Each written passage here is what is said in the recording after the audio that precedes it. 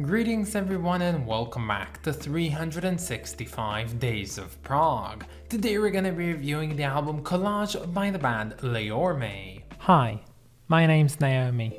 I'm an avid progressive rock fan, but I'm a long ways from knowing all the prog albums out there. But this year, I'm gonna give it a try. This is 365 Days of Prog.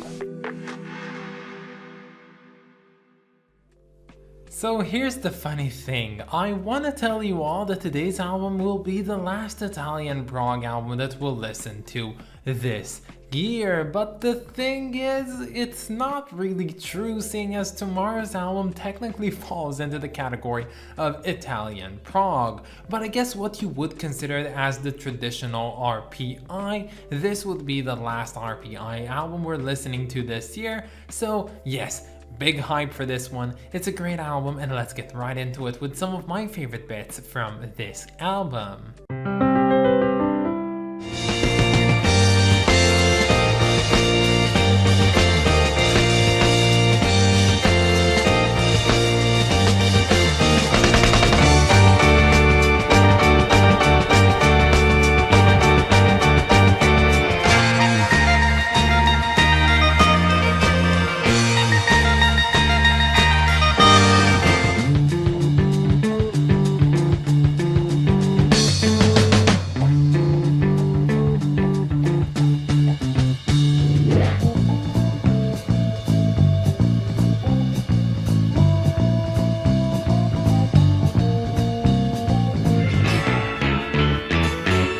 Hanno scritto che per te la musica è finita tra le 4 e le 5 del mattino. Correva via così in un pallido mattino l'ultima tua breve ora.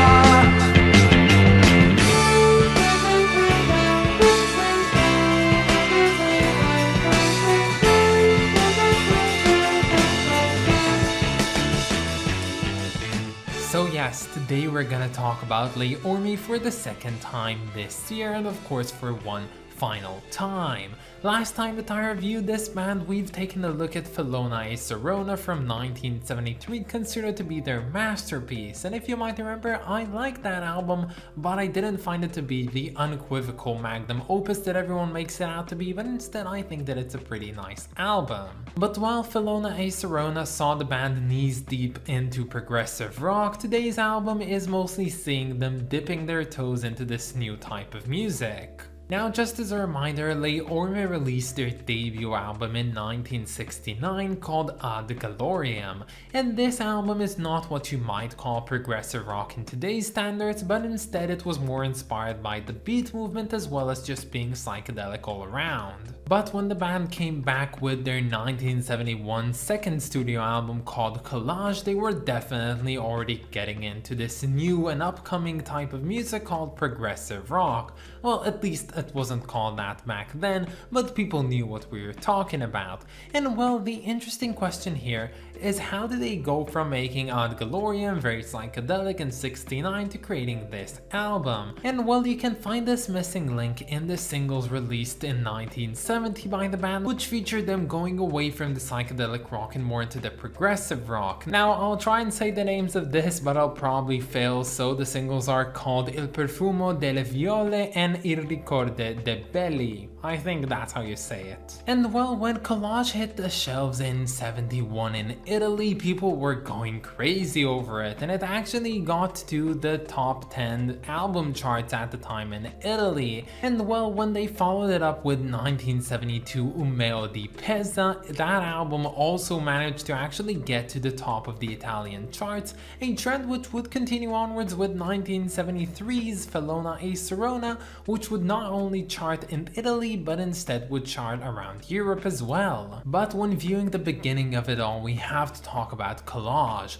why this album worked back then and why it still works today. And well, this album, much like a lot of other RPI albums of the time, is relatively short, clocking in at around 35 minutes of playtime. And this one consists of only 7 songs, and on the first track, which is the title track called Collage, we see the trio of this band taking roles much like the ELP manner, which is a bassist, a drummer, and a keyboardist. Now this song is just a great opener. It is progressive rock and it's also very much inspired by Renaissance type of classical music. It starts off really blasting out with the three members, then it goes into this false harpsichord solo, which then comes back to the main theme, this time accompanied by brass horns as well. It's not something too complicated, but as an opener for this album, it really does its part and it really sucks you into it, wanting to listen to the rest of it. Now this song is followed up by Era Inverno, which means it was winter, and this one basically reenacts a conversation between a man and a harlot, and it's a pretty sad song to say the least. Now this song also sees Aldo Tagliapietra taking from the bass to the guitar on here, which actually sounds really nice, showcasing the fact that he's a really talented player on both the instruments as well as of course doing the vocals. And well, I think that this song was a bit weaker for me, but I must say that it might have been because I just looked at it in comparison to the opener track. Now the next track is called Cemento Armato, which basically means reinforced concrete. Now this song talks about city and city life and, you know, the concrete that there is in a city. It also sees the band going back to the usual ELP manner, you know, bass, drums, keyboard basically. It starts off with a verse and then it goes into this big instrumental section before it gets cut off and then coming back to the verse. Now when I say cut off, I mean cut off. It literally feels like the music has been spliced there and just the solo and the instrumental improvisation was just spliced to put in the rest of the song at the end of it. And honestly, it just brings me to the broader point in this album, and that's the production quality.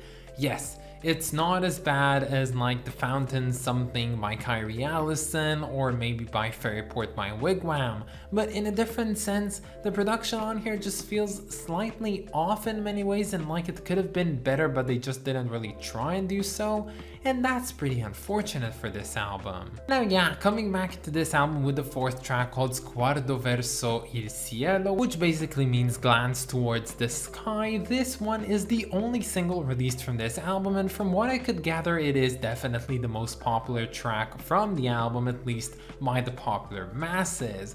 This one also has something very interesting on it that hasn't happened on the album quite yet, and that's the interplay between the bass and guitar, not choosing to only use one in a single given song. Now the fifth track is called Evasione Totale, which basically means total eclipse. Now this one goes very much into the psychedelic and experimental, what I would consider probably the sound of Ad Galoriam. Now to me, despite the fact that it's not really clicking in with what I personally like about my music, I would take this one as the most calculated and well structured piece on the entire album. And if I had to describe it in some way, I'd have to say early Pink Floyd meets, you know, ELP mannerism to some extent. Immagini, I have to say, is that one track from this album that I truly forget about every time that I come back to this one. And then of course we finish off with a track called Morte di Fiori, which means death of a flower. Now this one, it might sound a bit familiar because it starts off quite medievalish, having this trio ELP sort of thing to it. It starts off pretty strong as well as being very upbeat and just bright all the way through, as well as of course consisting of vocals as well, and then it goes to this really interesting instrumental section, which is capped off by a lovely brass section as well. Yes, this one kind of hinders to the starting track on this album, but it also feels quite different. And well, at first I was like, this is a really good track, but the first track on the album, Collage, just has to be better. But then I went ahead and listened to the two side by side and I came to the realization that maybe yes, I maybe do like Death of a Flower more than the title track on this album. I don't know, just something about this song feels to me like the Summer 68 of this album in particular. It has such a comforting mood to it, and I know that it's not the most progressive thing out there, but again, I'm judging songs by how good they are and not necessarily by how progressive they are. So as it stands, that is my favorite from this album, but without taking from it, I have to say that this album is really solid from start to finish, and I definitely liked it more than Felona Serona. And when it comes down to reasons not liking this album, personally I feel like they're mostly technical. Yes, the production level, the clipping of certain instruments at certain points, maybe the splicing here and there. I do feel like this album is made out of really brilliant juices, but overall the mixing of the lemonade at the end and it's not quite my taste, at least not to perfection. I love this album's cover. Yes, usually when it comes around to it, I don't really like album covers that feature photographs on it, but as it happens with this one, it just really looks cool. So here on this cover, we basically have our three main protagonists, all dressed in this sort of white looking like statues, which is further exemplified by their surroundings.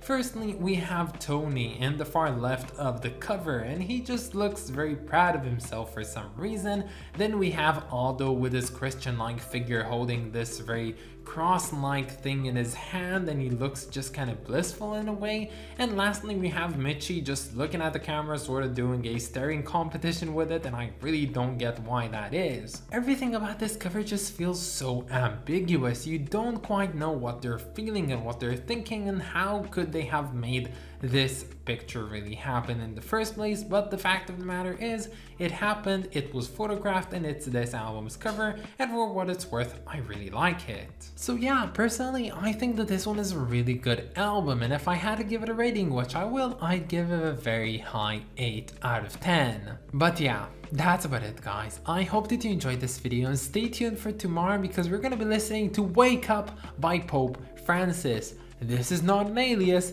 this is the real shit. This is Pope Francis himself. I'm gonna elaborate more on that, but anyway, happy holiday season everyone, and I of course want to thank my lovely supporters over on Patreon. So thank you so much to Clay Wan, Rist of Kings, and Lindsay Haycox. Have a happy Merry Christmas, Hanukkah, whatever everyone. Thank you so much, and yeah, I'll catch you all tomorrow. Bye guys.